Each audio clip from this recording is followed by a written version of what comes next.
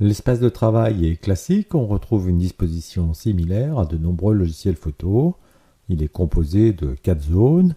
Une zone qui concerne tout ce qui est pré-réglage, la visionneuse qui occupe une position centrale, une barre de commande et tous les outils qui permettent la conversion noir et blanc. Dans la partie haute des pré-réglages, vous avez 8 collections qui sont classées par thème. Un clic sur la collection vous permet d'accéder à la liste de celle-ci. Donc les pré-réglages sont l'équivalent des paramètres prédéfinis dans Lightroom. En survolant un paramètre avec le curseur de la souris, vous visualisez un aperçu de celui-ci dans la fenêtre à droite. Il suffit de valider votre choix par un clic sur l'icône qui passe en bleu clair. La première collection, Traditional Collection, affiche les presets les plus classiques. Vous avez les tons froids d'une teinte plus ou moins bleutée. Vous avez également les contrastes élevés, les tonalités intenses, tout ce qui est surexposition, les contrastes faibles et les tons chauds qui sont plutôt dans les teintes jaune-brun. La collection tonale est orientée sur les images vieillies avec tous les sépias et les séléniums. La collection stylisée comprend des presets plus originaux tels que la diffusion adaptable, les dessins animés, également les infrarouges et les miniatures et des tons quad. La collection de type cyan regroupe les presets à dominante bleue. De type albumène, celle à dominante rosé-brun. Les collections brun Van Dyck, comme leur nom l'indique, donc le brun Van Dyck, ça vient de la peinture, et donc c'est tout des bruns, tout ce qui était un peu terre à l'époque. Les collections de type opale, c'est un peu mélangé, mais il y a également quelques presets originaux, comme le chiffon teint à la main, ou mémoire laiteuse, le papaye chaude, enfin voilà, quelques-uns qui sont un petit peu, qui sortent de l'ordinaire. Et enfin, vous avez la collection de type platine qui n'apporte pas grand-chose, à mon avis. Vous retrouvez des gris avec légèrement teintés. Voilà pour les 8 collections principales. Vous avez ensuite la collection des favoris. Cette collection vous permet de regrouper vos pré-réglages préférés. On va revenir sur une collection, peu importe. Pour ajouter un pré-réglage à la collection favoris, il suffit de sélectionner le pré-réglage que vous souhaitez afficher, de cliquer sur l'icône en forme d'étoile, et votre pré-réglage est ajouté à la collection des favoris. Nous avons bien le platinium. Pour supprimer un favori, sélectionnez-la et cliquez sur la corbeille. La dernière collection, qui se nomme Ma collection, vous permet de créer vos propres pré-réglages. Cliquez sur le filtre rouge de cette photo. Nous avons modifié l'image. Nous pouvons maintenant enregistrer ce pré-réglage dans ma collection. Il suffit de cliquer sur le petit cycle plus. Vous avez une boîte de dialogue qui s'ouvre. Nous allons renseigner le nom du filtre. Donc filtre rouge. Créé par, vous pouvez mettre le nom si vous souhaitez. Vous pouvez choisir donc à quoi ce filtre est destiné.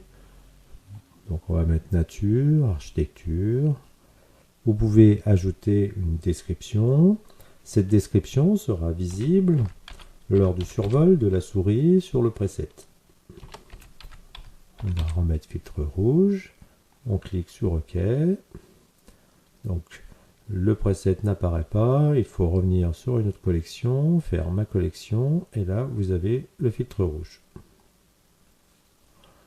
Donc si on met café et qu'on repasse à filtre rouge, vous avez maintenant le preset du filtre rouge. Vous avez bien au survol la description qui s'affiche. Vous pouvez également supprimer le preset par la corbeille. Vous avez ensuite deux icônes pour importer et exporter vos pré-réglages. Ceci vous permet de les partager ou de les installer sur un deuxième PC. Sous Windows, les pré-réglages se trouvent dans le dossier coller, entrer. Voilà, vous avez tous les pré-réglages qui sont enregistrés dans ce dossier. Vous pouvez donc éventuellement sauvegarder ce dossier. Le dernier icône représentant un appareil photo vous permet de créer un instantané. C'est pratique pour comparer plusieurs solutions sans avoir besoin de créer un preset. Donc par exemple, on crée ici un instantané. Il est nommé automatiquement. On va modifier la photo. Comme ça. Voilà. Allez, petit coup là. On refait un instantané et vous avez automatiquement le deuxième instantané qui est là et vous pouvez comparer vos réglages très rapidement. Pour les supprimer, on sert de la corbeille de la même façon. Vous pouvez en créer autant que vous souhaitez, mais pensez que les instantanés s'effacent dès que vous avez validé votre image. Mon avis sur les pré-réglages, dont je ne suis pas un grand fan, je les utilise rarement et essentiellement pour des virages. Chaque photo pour moi est unique et nécessite un réglage en conséquence. D'autre part, investir dans ce plugin et utiliser que les presets serait dommage, car une fois maîtrisés, ils peuvent vous offrir beaucoup plus. Vous aurez la satisfaction d'une réalisation unique et vous progresserez plus vite dans votre approche du noir et blanc. Toutefois, si vous débutez dans les techniques du noir et blanc, vous pouvez vous en servir d'inspiration et comme base de départ de votre conversion, tout en ajoutant bien sûr votre patte perso. Cette formation passe peu de temps sur les presets, mais vous apprendrez l'essentiel d'une conversion à travers les nombreux exercices à thème. Concernant la barre de commande, à gauche vous avez deux icônes pour comparer votre image modifiée à une image de référence qui correspond à la conversion de base lors de l'importation. Le premier donc affiche deux images en côte à côte et le second vous affichez l'une ou l'autre de vos photos. Vous n'avez pas de possibilité de comparer par exemple deux instantanés, ce qui est dommage. Les icônes du centre vous permettent de passer l'image de la visionneuse à 100% et de revenir à l'image justifiée. Également un zoom moins et un zoom plus, avec une indication de la force du zoom. Ensuite, vous avez les quatre icônes sur la droite.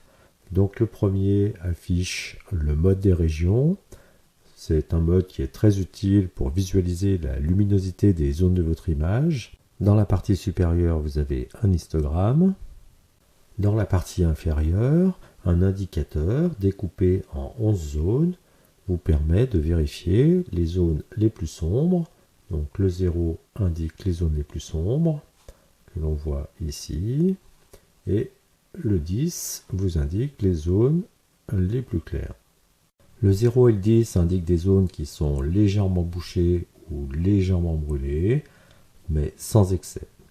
Si l'on zoome à 100%, on va enlever les indicateurs, on se rend compte qu'il y a encore du détail dans la zone claire et que ce n'est pas complètement brûlé. On est juste en limite. D'ailleurs, nous pouvons le constater en enregistrant cette image et en vérifiant dans Lightroom. Donc si l'on va dans le module de développement, on branche les indicateurs et si l'on zoome, on se rend compte que nous n'avons pas de zone brûlée et les zones bouchées sont très faibles. On va supprimer cette image, on va recommencer. Donc on modifie dans Fusion Express, une copie. Voilà, on est revenu sur notre image. Les indicateurs vous permettent de garder le contrôle sur la luminosité de votre image. Un clic à nouveau et vous revenez dans l'aperçu. Le deuxième icône actionne la loupe. Cliquez sur la partie de l'image de la visionneuse que vous souhaitez voir dans la loupe. Pour une meilleure visibilité, actionnez le mode 1.1 et déplacez-vous par l'aperçu.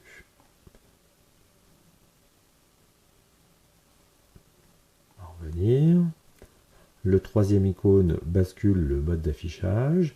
le premier clic, la barre des presets qui disparaît. Le deuxième, c'est la barre des outils. Le troisième, vous n'avez plus que la visionneuse. Et si vous recliquez, vous revenez à l'état d'origine. Le quatrième vous permet juste de changer la couleur d'arrière-plan de la visionneuse. La troisième zone, c'est donc la visionneuse, rien de spécial à expliquer. La quatrième zone à droite regroupe tous les outils de conversion, d'ajustement local et d'effets créatifs. Dans cette zone, vous avez 6 boutons d'action directe. Le premier bouton sert à réduire les groupes d'ajustement qui sont ouverts. Donc vous pouvez les réduire tous d'un coup.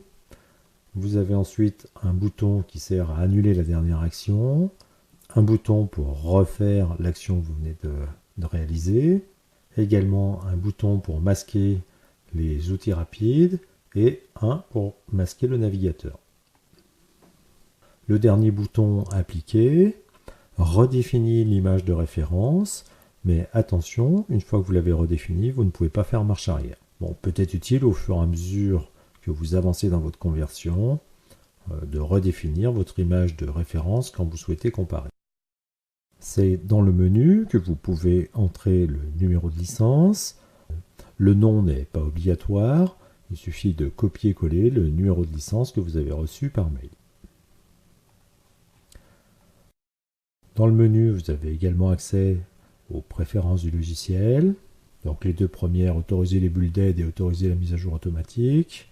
Fermer automatiquement les catégories d'ajustement.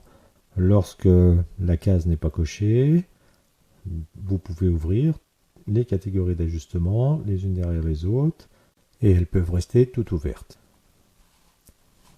Si l'on revient dans les préférences et que vous cochez la case fermer automatiquement les catégories d'ajustement, vous allez ouvrir une catégorie.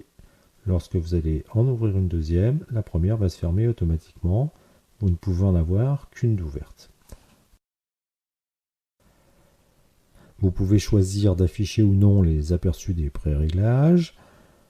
Donc le curseur interactif, lorsque cette case est cochée, lorsque vous cliquez dans l'image, vous avez l'image de référence qui apparaît, de même lorsque vous appuyez sur la barre d'espace.